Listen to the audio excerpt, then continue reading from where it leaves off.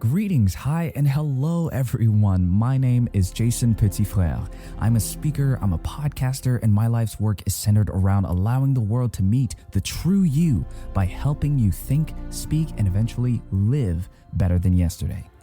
We do this first by establishing a good reason why, a strong and powerful motivation to keep going when the going gets rough. Second, we need awareness and acknowledgement of what's holding us back. And third, we need scalable steps forward as a reliable bridge between who we are right now and who we need to be tomorrow and the day after that, and the day after that, and the day after that. This, my friends, is how you go from stuck to thinking as, speaking as, and living as the true you.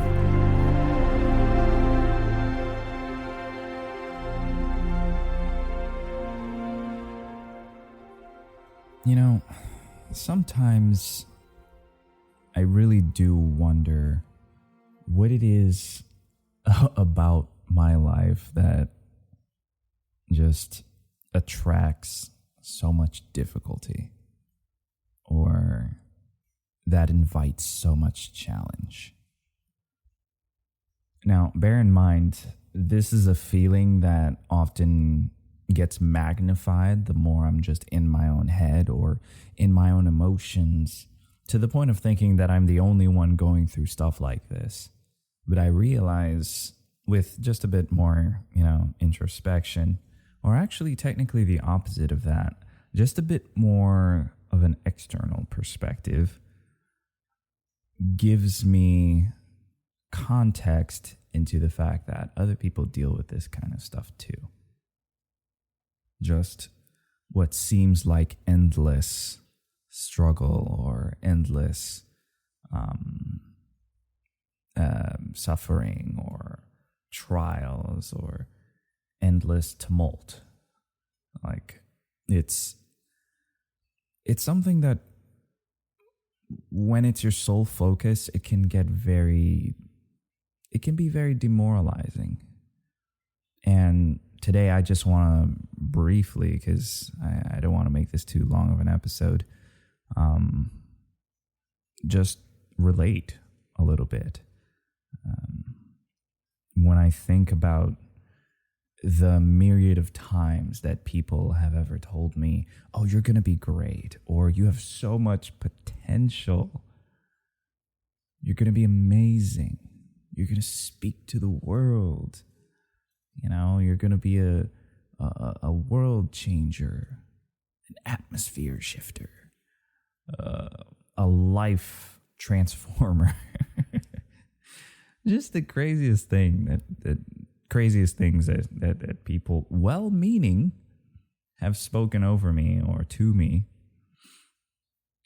And I don't know if this is something that I'm just going to have to pray about and submit to God as far as just my own personal relationship with such phrases. But nowadays I feel almost as if, and I say this humorously, but there is some truth to it, I feel like a salty elderly person that just can't be bothered anymore with hearing the hogwash. And this isn't me calling all of that stuff hogwash necessarily. It's more so me calling the price tag that comes with it, the invisible price tag that comes with all of that stuff. That's what I feel like calling hogwash or, nonsense. Because when people speak into your life, for example, if you've ever been told you have such amazing potential, great, awesome, cool, that's dope. But you know what that also means? I'm going to be chasing fulfillment of that potential wherever my skills lie or wherever my purpose lies. And much of my struggle, much of my suffering, much of the sacrifice that I'm going to have to push out or birth out of my mind or out of my own physical effort is going to come about. That pain is going to come about because of my journey to fulfill that potential. Because of my journey on the road of purpose or calling. which, it's all connected to the word potential. And when people speak such things, they don't tend to also warn you of the price. And so that's what's created in me a bit of the difficulty in hearing such things, or in associating with, just what some may think is an encouraging word, but to me it's a heavy one. Not that I never want to hear it, don't get me wrong. It's just that I'm at the place where right now it's hard for me to take my eyes off of that price tag.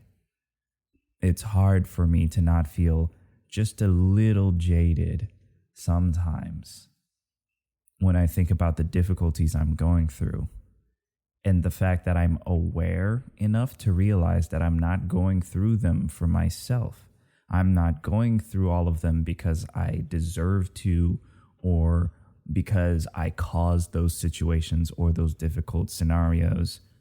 I'm going through them because somebody in my future is going to be just like me, stuck like me, broken like me, weak like me, and is going to need the strength that I will have cultivated by that point. That same person is going to need the wisdom that I will have gathered and refined by that point. That person is going to need the relatability that I will have earned by that point. And so I'm going through what I'm going through for you, whoever you are, that just like me, you're tired of not being enough. You're tired of feeling like everything you do is insufficient. You're tired of feeling like great intentions or good intentions aren't enough. Effort isn't enough. Hard work isn't enough. It just the whole message of your life feels like never enough. This is for you. Even if you don't always feel like that, and you sometimes feel like that, then make use of this. I encourage you to. But that's been my life story. Just the word insufficiency up until this point. But I am on this new path now where I'm rewriting the theme of my story from this point forward. I'm relabeling my life. It is no longer a life of insufficiency. I don't exactly know what word I'm going to be replacing it with yet, or I don't exactly know which word God has replaced it with yet. I'm figuring that out.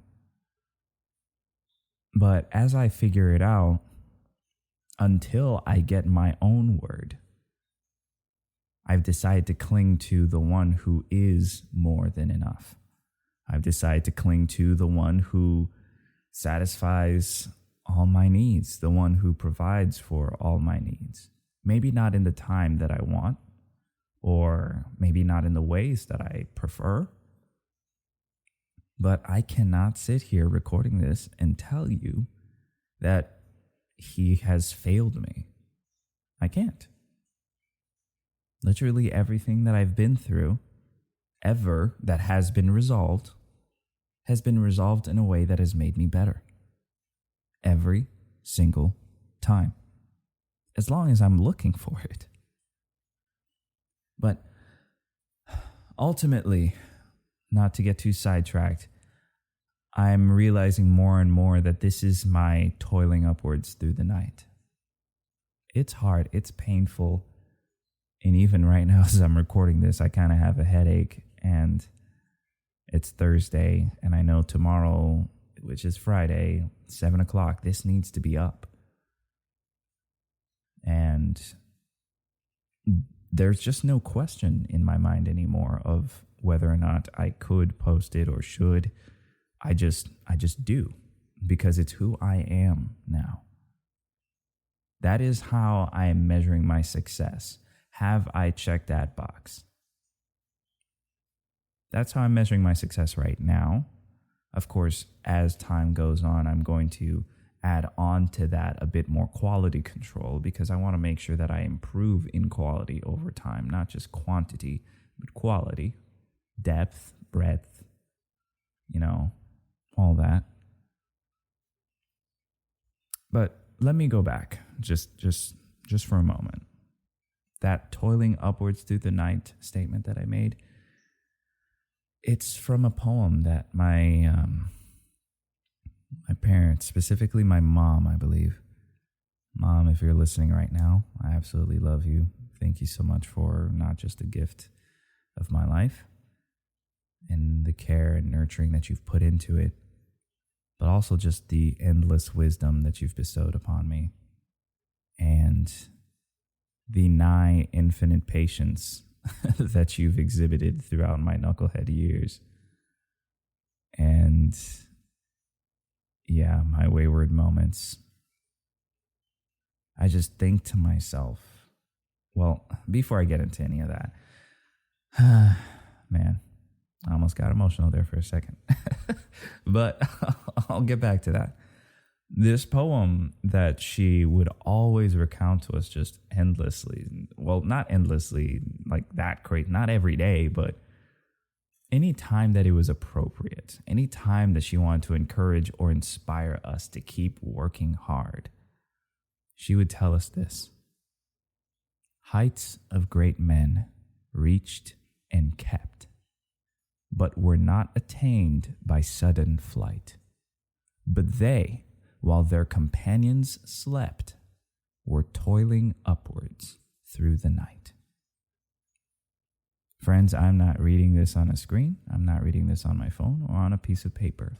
That is from memory, because I grew up with that kind of mentality, with that kind of philosophy, with that kind of mantra spoken over me, into me, and out of me.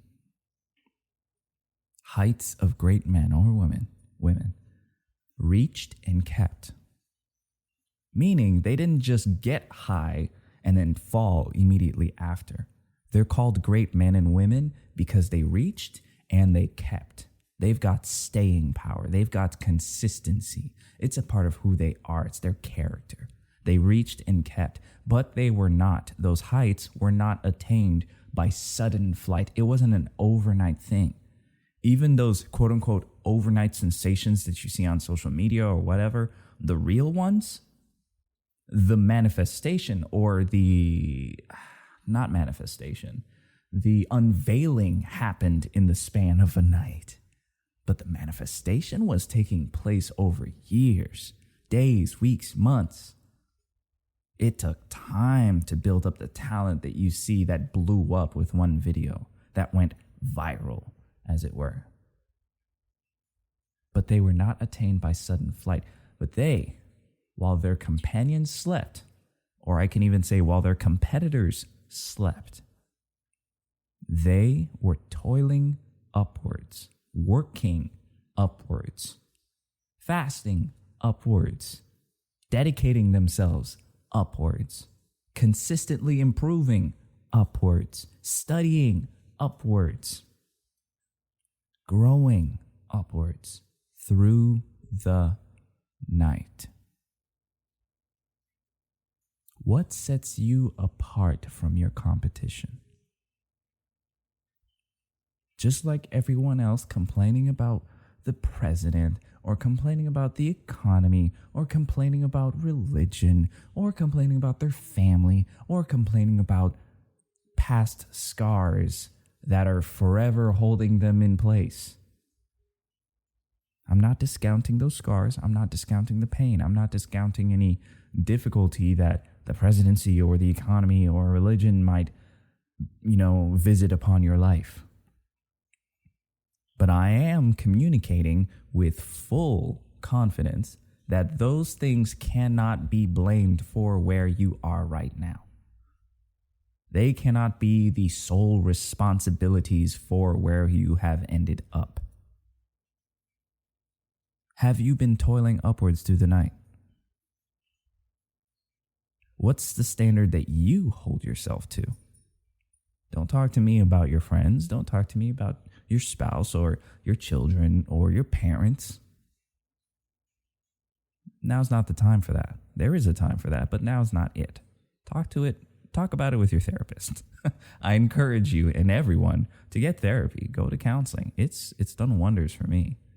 But anyway, what standard do you hold yourself to? What's the quality control that you've got going on in your own shop? What quality assurance is being maintained consistently throughout your organization? And by, just to be clear, I'm talking about your brain. I'm talking about how you think. I'm talking about your life. I'm talking about the time you wake up in the morning. I'm talking about how you wake up in the morning. What time do you go to sleep? What do you put in your body? How do you speak to your friends? How do you speak to your family? How do you speak to people who are rude to you? Are you rude back just because you can be? Or have you been toiling upwards in your patience? Have you been toiling upwards in your grace? Have you been toiling upwards in your what's another good value? In your generosity. Are you generous not just with your money, but with your time? Do you care about people? Anyway, I said I didn't want this to be a long one, so I think I'm going to wrap it up here. And for this week's Behind the Mind, I think I'm going to talk about my mom. Yeah. Because, that woman can take an episode and a half for sure, just speaking about how amazing she is. So, if you're interested in hearing about how cool my mom is, join me in the TRU-U podcast's Behind the Mind. Thank you very much. And, I hope you enjoyed listening. Have a good one.